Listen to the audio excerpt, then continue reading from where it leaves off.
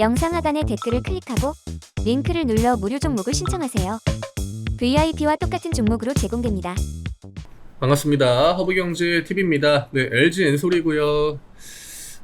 시장이 뭔가 좀 이렇게 반등이 나올 때가 된 것 같은데 정말 좀 지긋지긋하죠. 네, 정말 신물이 나는 그런 시장입니다만 다만 오늘 같은 경우에는 이게 뭐 아실지 모르겠지만 시장 내에서 유의미한 데이터가 굉장히 많이 나온 하루였습니다. 지금 시장의 어떤 그 메인 화두는 반등 매매죠. 그 다음에 지난주 금요일날, 목요일 금요일날 계속적으로 나왔던 영풍재지 이슈. 저는 이 영풍재지 이슈가 시장에 그 주는 뭐 타격이라고 해야 될까요? 혹은 어떤 트리거가 될 수 있다라고 보는데, 어쨌든 간에 영풍재지는 지금 하한가에 들어가고 거래 정지 상태이지 않습니까? 근데 이 영풍재지가 문제다라기보다는 이 영풍재지 사태로 인해서 오늘 그 키움증권에서 어떻게 보면 시장의 메인 종목이라고 할 수 있는 에코프로 BM, 뭐 포홀, 그 다음에 뭐 포스코 DX, 레인보우 로보틱스, 그러니까 대부분 다 개인 투자자들의 매수가 굉장히 다 집중됐던 종목들입니다. 그 종목들의 증거금을 다 100%로 바꿨죠. 이전에는 뭐 다 대형주 영역에 있는 종목들은 뭐 30%, 그 다음에 뭐 40%, 뭐 이 정도였는데, 이 증거금이 왜 중요하냐? 결국엔 신용, 빚내가지고 투자가 어렵다라는 거예요. 지금 시장이 연속적으로 밀리고 있기 때문에, 현금이 좀 이렇게 여력이 동난 개인 투자자들은 빚을 내가지고 계속 물타기를 하는 그런 상황이었단 말이죠. 근데 이제 그거를 막아버렸다라고 하는 거죠. 이게 LG엔솔은 큰 영향을 받지 않았는데, LG엔솔의 그 개인 투자자들의 그 매수 유입은 그렇게 높지 않았습니다. 인기가 많이 없었다라는 거죠. 오히려 뭐 불행 중 다행이라고 저는 생각을 하고요. 확실히 키움 쪽에서 조치를 취한 종목들은 대부분 다 시장 내에서 한 번씩은 그 어떤 대장의 역할을 했던 그 종목들이에요. 그러니까 키움증권 입장에서는 그 영풍재지로 인해 단기적으로 보는 그 증권사의 손실이 어마어마하게 늘어났기 때문에 그거를 이제 사전에 좀 방지하려고 내놓은 대책이긴 하지만, 지금 뭐 뉴스 같은 거 많이 보셨겠지만 지난주 수요일 목요일 반대매매 금액이 8천억 정도입니다. 그리고 영상 하단의 댓글을 클릭하고 링크를 눌러 무료 종목을 신청하세요.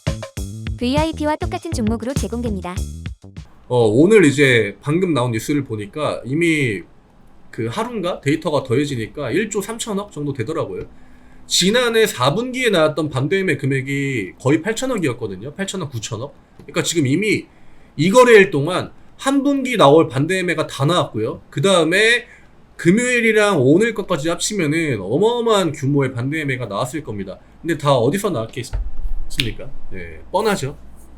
결국 외국인과 기관들이 집중적으로 타깃으로 삼고 있는 그 종목들, 그리고 그걸로 인해서 여기저기에 들어갔던 신용 물량들이 아마 연쇄적으로 좀 그 영향을 받았을 것 같고요. 제가 지난주에 그 반대매가 눈으로도 이제 확인이 되는 정도다, 장중에 어마어마하게 나왔다라고 하지 않았습니까? 진짜 그게 장중에도 확인이 됐는데 결국 결과가 나오죠. 어마어마한 그 숫자의 반대매가 또 나왔다라고 하는 거.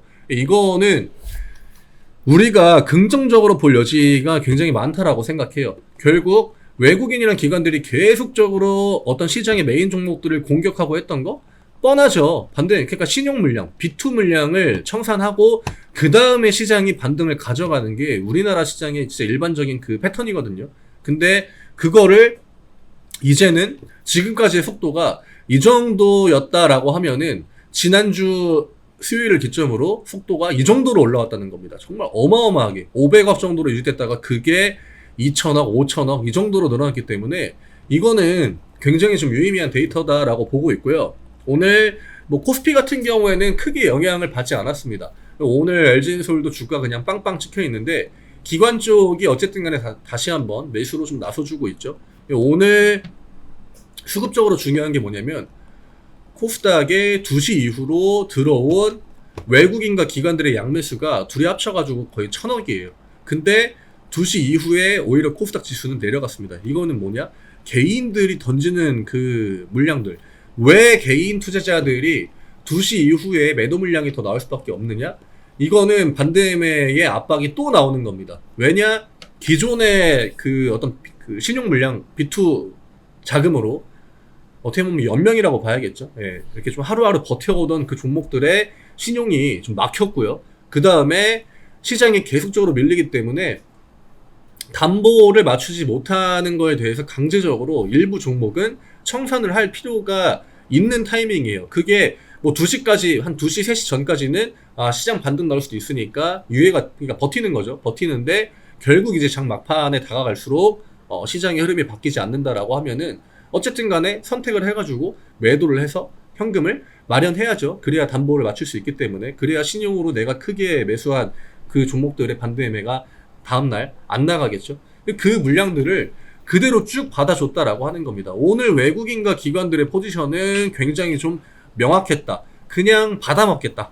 개인들은 어쨌든 간에 지금 패닉 구간이에요. 이거는 맨정신으로 버티기가 힘든 구간이기 때문에 사실 지금 상황에서 매도에 동참하는 거는 저는 크게 의미가 없다라고 보고 있고요.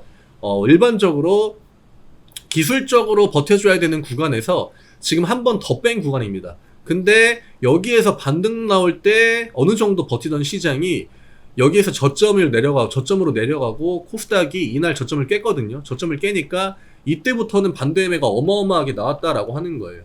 저는 이런 것들이 주는 의미가 굉장히 좀 많다라고 생각이 되고요. 결국 버티시는 분들한테는 이런 것들은 굉장히 좀 긍정적인 데이터다. 그리고 코스닥 쪽보다 코스피가 더 중요한 거 아니냐라고 하시는 분들도 있겠지만, 올해 대부분의 거래 대금은 코스닥이 코스피보다 우위를 보였습니다. 왜냐? 대부분의 그 메인 업종들, 대장주들이 코스닥 쪽에 몰려서 편성이 됐기 때문에 시장을 주도하는 종목들이 대부분 다 코스닥이 있었죠.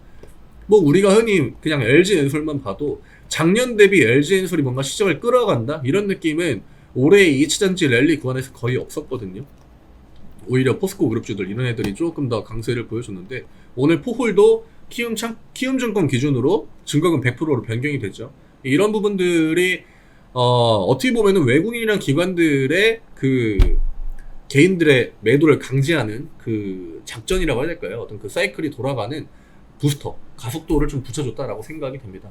그래서 저는 이런 사태들이 오히려 반등을 조금 더 빠르게 가져올 수 있는 그런 흐름을 만들지 않을까 이렇게 생각이 되고요. 결국 우리나라 시장이 늘 반등 전에 보여줬던 그 패턴들이 오늘 더더욱 굉장히 강한 규모로 나와줬다라고 하는 거, 오후장에. 여기에 좀 우리가 주목을 할 필요가 있을 것 같습니다. LG엔솔 어쨌든 간에 가격 라인은 좀 버텨줬기 때문에 지금 구간 43만원 구간을 일단은 좀 그냥 보시면 될 것 같고요. 뭐 지수가 그렇다고 크게 반등을 보여준 건 아니에요.